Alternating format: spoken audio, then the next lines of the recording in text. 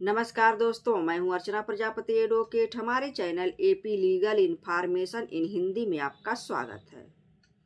दोस्तों, आज हम बहुत महत्वपूर्ण क्वेश्चन लेके आए हैं। स्किप तो बिल्कुल मत करिएगा, नहीं तो कोई बात आपको समझ में नहीं आने वाला है। आज हम भारत के संविधान से 25 क्वेश्चन और उसका आंसर आप तक शेयर करने वाले हैं, जो बहुत ही महत्वपूर्ण है सभी परीक्षाओं के लिए, सभी एग्जाम के लिए, लॉ स्टूडेंट के लिए और लॉ के बारे में जानकारी लेने के जो इच्छुक हैं उनके लिए, जिनको जो भारत के संविधान से बहुत ऐसे प्रश्न हैं नहीं मालूम होगा, उनके लिए बहुत ही उपयोगी होने वाला है आज का वीडियो। दोस्तों, हमारे चैनल पर आप नए हैं तो लाइक शेयर सब्सक्राइब कर दीजिए, क्योंकि इसी तरह से वीडियो हम आपके लिए बनाते रहते हैं। और एक चैनल हमने और चालू रखा है जिसका नाम है एपी शॉर्ट्स गैलरी। उस पर 1 मिनट की वीडियो हम अपलोड करते हैं। Knowledgeable video, motivational video, entertainment, हर तरह की वीडियो आप वहां से प्राप्त कर सकते हैं। उसको भी आप सब्सक्राइब लाइक जरूर करिए। दोस्तों, जो 25 ऐसे मोस्ट इम्पॉर्टेंट क्वेश्चन है कॉन्स्टिट्यूशन ऑफ इंडिया से हमने लिया है, भारत के संविधान से। दोस्तों, पहला क्वेश्चन मेरा यह है कि भारत में जो शिक्षा का अधिकार है यह कैसा अधिकार है। क्वेश्चन इस तरह से पूछ सकता है। क्वेश्चन इस तरह से भी पूछ सकता है, भारत में शिक्षा का अधिकार एक लिखेगा, उसके बाद डैश डैश करके है बना देगा। भारत में शिक्षा का अधिकार एक है, क्या है इसका आंसर हम देंगे। भारत में शिक्षा का अधिकार एक मौलिक अधिकार है। मौलिक अधिकार हमें कब दिया गया, आइए हम जानते हैं। इसको मौलिक अधिकार कब बनाया गया, शिक्षा के अधिकार को। तो शिक्षा के अधिकार को जो 2009 में अधिनियमित किया गया, अधिनियम बनाया गया है, राइट टू एजुकेशन जिसको हम कहते हैं, आरटीई। राइट टू एजुकेशन जो हमारा अधिनियम है वह है 2009। इसमें कितने साल के बच्चों को जो एजुकेशन दिया जाएगा, इसमें क्या प्रावधान है, आइए हम जानते हैं। इसमें 6 से 14 साल तक के बच्चों को निःशुल्क शिक्षा अनिवार्य कर दिया गया है, राइट टू एजुकेशन के अंतर्गत, जो 2009 में अधिनियमित किया गया है। इसके बाद शिक्षा के अधिकार को मौलिक अधिकार प्रदान करने के लिए 2002 में इसे लागू किया गया। 2002 में 86वें संविधान संशोधन में इसे लागू कर दिया गया है, राइट टू एजुकेशन अधिनियम 2009। और सबसे बड़ी बात यह है कि जो एजुकेशन का अधिकार है, राइट टू एजुकेशन, जिसका शिक्षा का जो अधिकार है, मूल पाठ भारत के संविधान में अगर देखेंगे तो मूल पाठ में जो प्रावधान है विशेष रूप से कहीं भी इसका उल्लेख नहीं किया गया है शिक्षा के अधिकार को। लेकिन 2009 के बाद से इसको मौलिक अधिकार का रूप दे दिया गया है। 2002 इसको लागू कर दिया गया है 86वें संविधान संशोधन में। 6 से 14 साल तक के बच्चों को अनिवार्य शिक्षा कर दिया गया है निःशुल्क रूप से। तो मूल संविधान में ऐसा कोई प्रावधान नहीं था शिक्षा के अधिकार को लेकर। जैसे हमारे संविधान में जो मूल पाठ है, मूल संविधान में पूरा आर्टिकल अगर देखेंगे 395 है, और अनुसूची जो था मूल संविधान में वह 8 था। उसके बाद से जो भाग थे वह 22 भागों में बटा था हमारा भारत का संविधान। अब भी वही है। वर्तमान की बात, क्वेश्चन अगर आएगा उसी हिसाब से आपको देना होगा। उसके बाद अब हम दूसरा क्वेश्चन जानेंगे। दूसरा क्वेश्चन हमने लिया है, आपातकाल के दौरान निम्नलिखित में से कौन सा मौलिक अधिकार निलंबित नहीं किया जा सकता। निम्नलिखित में से यानी 4 ऑप्शन दिया रहेगा, उसमें से एक ऑप्शन सही होगा। जो भी हमने 25 क्वेश्चन और आंसर लिया हुआ है उसका हमने आंसर भर आपके लिए शेयर करना है। आज जो ऑप्शन है उसको हम नहीं रखें क्योंकि वीडियो बहुत लंबा हो जाएगी, इससे कोई मतलब भी नहीं है। आपको आंसर से मतलब होना चाहिए। अगर ऐसा कोई पूछता है आपातकाल के दौरान किस मौलिक अधिकार को निलंबित नहीं किया जा सकता है, तो आपका आंसर होगा आर्टिकल 20 और 21 को निलंबित नहीं किया जा सकता है। भारत के संविधान में जो प्रावधान दिया गया है। और आपातकाल की घोषणा का जो आपातकाल जब लगाया जाता है, आपातकाल कौन लगाता है, यह भारत के राष्ट्रपति लगाते हैं। आपातकाल का जो वर्णन अनुच्छेद 352 में इसका वर्णन किया गया है, जो राष्ट्रपति आपातकाल की घोषणा करते हैं। तीसरा क्वेश्चन हमने लिया है कि राष्ट्रपति पर महाभियोग किस जगह पेश किया जाएगा। ऐसे भी क्वेश्चन आएगा या घुमा फिरा कर पूछता है तो उसमें आपको कंफ्यूज होने की जरूरत नहीं है। इसका मतलब आप समझ जाइएगा। इसका आंसर अभी हम बताने वाले हैं क्या होगा। अगर पूछता है राष्ट्रपति पर महाभियोग का प्रस्ताव करके डैश डैश कर देगा पेश किया जा सकता है, तो आपका आंसर होगा लोकसभा या राज्यसभा। 2 जगह उसका प्रस्ताव जो होता है पेश किया जा सकता है। और उसके बाद से हमने लिया है चौथा क्वेश्चन, किस मामले में सर्वोच्च न्यायालय ने यह माना है कि प्रस्तावना संविधान का एक हिस्सा है। यह क्वेश्चन हो गया। इसका आंसर आपको देना होगा केशवानंद भारती बनाम केरल राज्य 1973 के मामले में सुप्रीम कोर्ट ने प्रस्तावना को संविधान का एक हिस्सा माना है। यह केशवानंद भारती बनाम केरल राज्य के मामले में यह निर्णय में आया हुआ है। 5वां क्वेश्चन क्या है, जनहित याचिका में दायर की गई है। जनहित याचिका में दायर की गई है। अगर ऐसा कोई क्वेश्चन आता है, 4 ऑप्शन होंगे, तो इसका आंसर आपको लिखना है उच्च न्यायालय या उच्चतम न्यायालय। घुमा फिरा के क्वेश्चन पूछते हैं, तो अगर जनहित याचिका दायर है या दायर की गई है, दायर हो सकता है, दायर नहीं है, ये जो जैसे भी मोड़ कर पूछेगा क्वेश्चन, उसमें कंफ्यूज नहीं होना है। आपको हाई कोर्ट या सुप्रीम कोर्ट में ही ये दायर की जाती है। छठा क्वेश्चन कौन है? छठा क्वेश्चन हमने लिया है वित्तीय आपातकाल। वित्तीय आपातकाल के प्रावधान भारत के संविधान में किस अनुच्छेद में दिया गया है? क्वेश्चन पूछेगा भारत के संविधान में वित्तीय जो आपातकाल है वह किस अनुच्छेद में दिया गया है, तो इसका जो है आंसर होगा 360 में। 360 में वित्तीय आपातकाल की घोषणा की बात कही गई है भारत के संविधान में।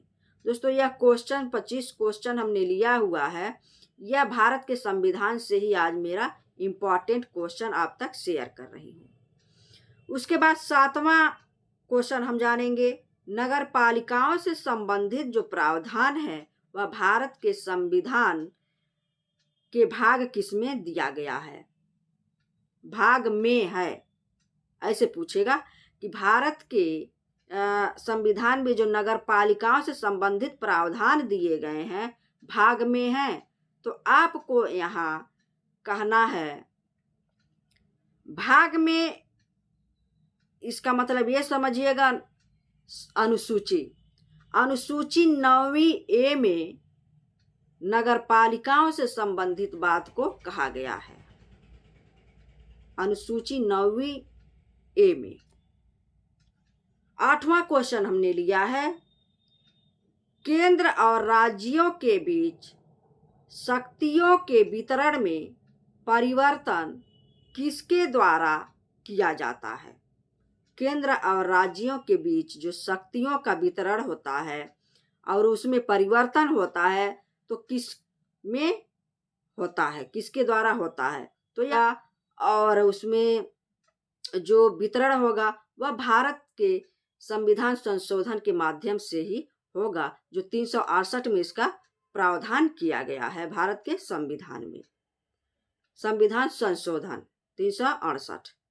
उसके बाद 9वीं क्वेश्चन हमने क्या लिया है, एक गिरफ्तार व्यक्ति को वकील से परामर्श करने और बचाव करने का अधिकार संविधान के किस अनुच्छेद से प्राप्त होता है?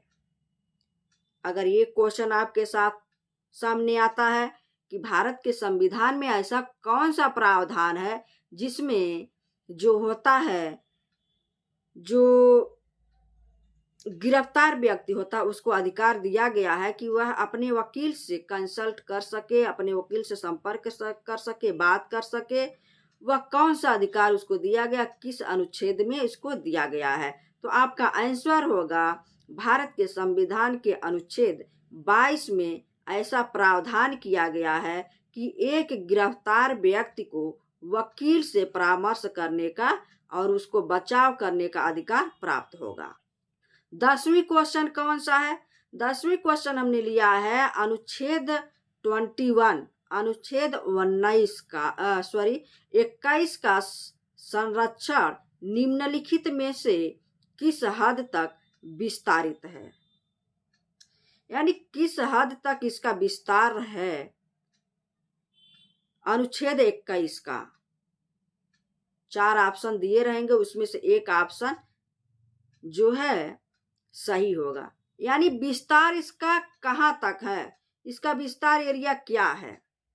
तो इसका विस्तार एरिया सभी लोग हैं जो भी भारत में निवास करते हैं, भारत के निवासी सभी लोग हैं, उनके ऊपर ये लागू होता है, सभी लोग पर, कोई भी हो।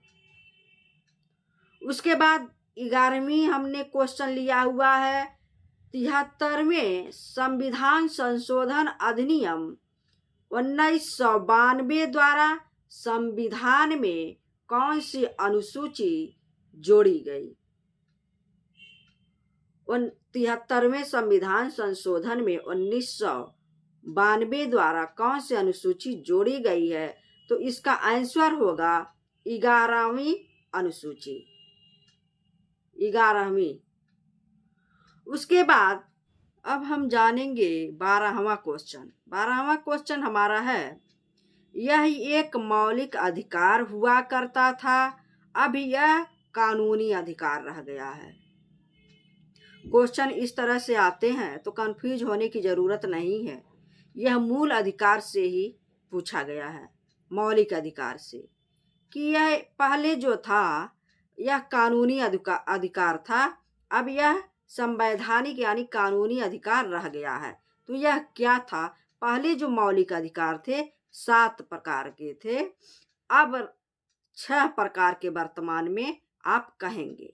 वर्तमान में जो है मौलिक अधिकार 6 प्रकार के हैं, क्योंकि इसमें जो अब कानूनी अधिकार रह गया है वह संपत्ति का अधिकार है। संपत्ति का अधिकार जो था वह मौलिक अधिकार था, उसको हटाकर अब जो है संपत्ति को कानूनी अधिकार में रख दिया गया है, वह मौलिक अधिकार नहीं रह गया है। तो वर्तमान में 6 हैं और जो मौलिक अधिकार पहले थे वह 7 थे। उसके बाद 13वीं क्वेश्चन हम देखेंगे। 13वीं क्वेश्चन हमारा है, भारत के राष्ट्रपति के संबोधन का शुद्ध रूप क्या है? क्वेश्चन पूछेगा भारत के राष्ट्रपति के संबोधन का नाम क्या है? तो इसका आंसर होगा भारत के राष्ट्रपति को संबोधन का नाम जो है महामहिम है। महामहिम भारत के राष्ट्रपति को कहा जाता है। 14वीं नंबर का क्वेश्चन जो है वह है कि भारत के संविधान के अनुच्छेद 13 का क्या उद्देश्य है। आर्टिकल 13 का पर्पज क्या है। तो इसका पर्पज यह है, आंसर इसका लिखेंगे, मौलिक अधिकारों को सर्वोच्चता प्रदान करना। मौलिक अधिकारों को सर्वोच्चता प्रदान करना जो है वह 14वीं नंबर के क्वेश्चन का आंसर हो जाएगा, जो भारत के संविधान का अनुच्छेद 13 का उद्देश्य है। 15वीं क्या कहता है। 15वीं क्वेश्चन हमने लिया है, संविधान के किस संशोधन द्वारा अनुच्छेद 16(4)(b) जोड़ा गया है। आर्टिकल 16 क्लॉज 4(b) जोड़ा गया है किस संशोधन द्वारा भारत के संविधान में। तो इसका आंसर 4 प्रकार के ऑप्शन देंगे। हम आंसर जो है उसी को आप तक शेयर कर रहे हैं और उसी को सबको याद भी रखना है। तो इसका आंसर हो जाएगा कि जो इसका संशोधन है 81वां संशोधन द्वारा अधिनियम 2000 में इसको जोड़ा गया है। क्या जोड़ा गया। संविधान के संशोधन में अनुच्छेद 16(4)(b) को किस संशोधन में जोड़ा गया है। तो 21वां संविधान संशोधन 2000 में इसको जोड़ा गया है। अब क्वेश्चन नंबर 16 जानेंगे। क्वेश्चन नंबर 16 क्या कहता है। संसद में यह निर्णय कौन करता है कि कोई विधेयक धन विधेयक है। संसद में यह निर्णय कौन करता है कि कोई विधेयक धन विधेयक है। तो इसका जो आंसर होगा 4 क्वेश्चन देंगे, उसमें से जो आंसर सही है वह होगा लोकसभा अध्यक्ष। लोकसभा अध्यक्ष यही निर्णय करेंगे कि कौन सा जो धन है वह धन विधेयक है। उसके बाद हम देखेंगे 17वीं नंबर का क्वेश्चन हमने लिया है।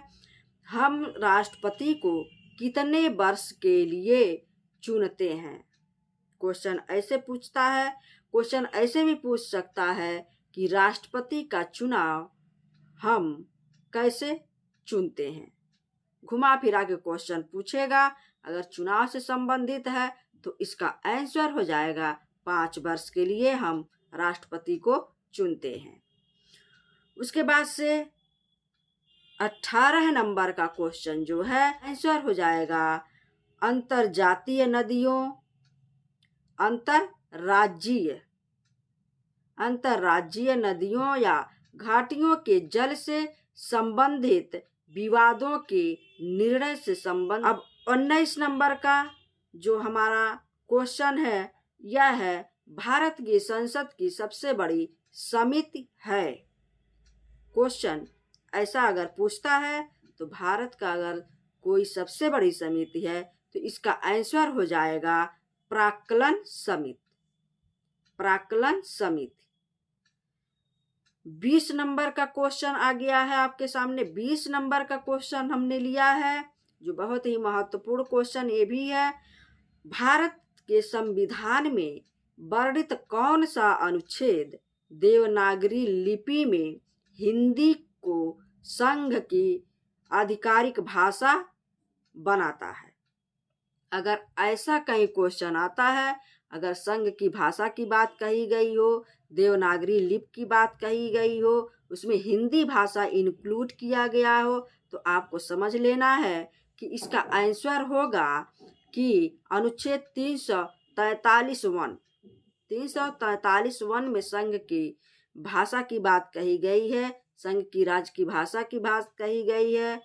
और जो हमारी राष्ट्रभाषा और संघ की भाषा जो भी है वह हिंदी है। देवनागरी लिपि हिंदी में बात करती है। सब जगह आपको अधिकार दिया गया है। 21 नंबर का क्वेश्चन हमने रखा है। बहुत ही महत्वपूर्ण क्वेश्चन ये भी है, हर परीक्षाओं के दृष्टिकोण से बहुत ही अच्छा है। 21 नंबर का क्वेश्चन है, उसे भारतीय दंड संहिता के मुकदमा चलाने का अधिकार है। उसे क्या करा, उसे यानी व्यक्ति को मुकदमा चलाने का अधिकार है भारतीय दंड संहिता के अनुसार।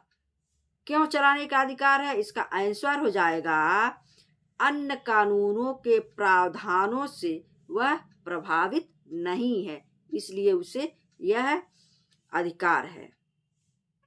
22 नंबर का जो सवाल है वह है, एक जांच रिपोर्ट में निम्नलिखित शामिल होना चाहिए। क्वेश्चन नंबर अगर ऐसे पूछता है आपके सामने, एक जांच रिपोर्ट में जो निम्नलिखित शामिल होना चाहिए तो वह क्या है? इंक्वायरी, इन्वेस्टिगेशन, अन्वेषण जिसको कहते हैं इन्वेस्टिगेशन, और जांच, इंक्वायरी। तो अगर ऐसा आपके सामने क्वेश्चन आता है तो सबसे बड़ी बात, किसी भी घटना की बात ले लीजिए, अगर आपको रिपोर्ट लगानी है तो आप किसकी रिपोर्ट लगाएंगे? तो इसका आंसर हो जाएगा कि मृत्यु का स्पष्ट कारण, जो विवादक तथ्य है उसी को आपको दर्शाना होगा कि किस कारण से इसकी मृत्यु हुई, जो विवाद कैसे हुआ, मृत्यु का कारण क्या है, ये रिपोर्ट में आपको लगाना होगा। 23 नंबर का सवाल, 23 नंबर का सवाल हमने लिया है, राज्यसभा को कौन भंग कर सकता है? वेरी वेरी इंपॉर्टेंट क्वेश्चन है, इसको भी याद रखना है। राज्यसभा को कौन भंग कर सकता है? यहाँ कंफ्यूज मत होइएगा, यहाँ आपका आंसर होगा कि राज्यसभा को कोई भंग नहीं कर सकता है, क्योंकि राज्यसभा भंग होती नहीं है, उसे भंग नहीं किया जा सकता है। उसके बाद क्वेश्चन नंबर 24, क्वेश्चन नंबर 24 क्या कहता है? सैलवी बनाम कर्नाटक राज्य 2010 से संबंधित है।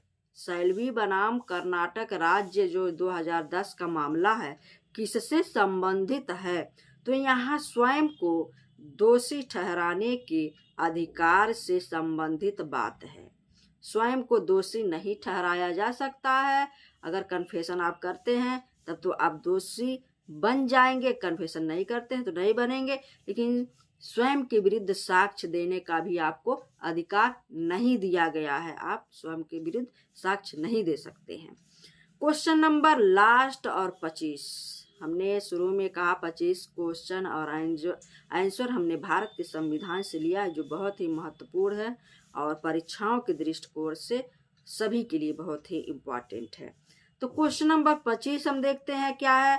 क्वेश्चन नंबर 25, क्या पुलिस को किसी को पीटने का अधिकार है? बिल्कुल नहीं, इसका आंसर हो जाएगा नहीं, क्योंकि पुलिस को ये अधिकार नहीं है कि आपको शोषण करे, शारीरिक बल का प्रयोग करे, हिंसात्मक प्रयोग करे, ऐसा कोई अधिकार उसको नहीं दिया गया है। ये 25 क्वेश्चन आपको कैसे लगे हमें ज़रूर बताइएगा। तब तक के लिए नेक्स्ट वीडियो का इंतज़ार करिए और हमारे चैनल को जल्दी से सब्सक्राइब, लाइक, शेयर कर दीजिए, क्योंकि ऐसे ही कंटेंट आपके लिए हम बनाते रहते हैं। जय हिंद, जय भारत।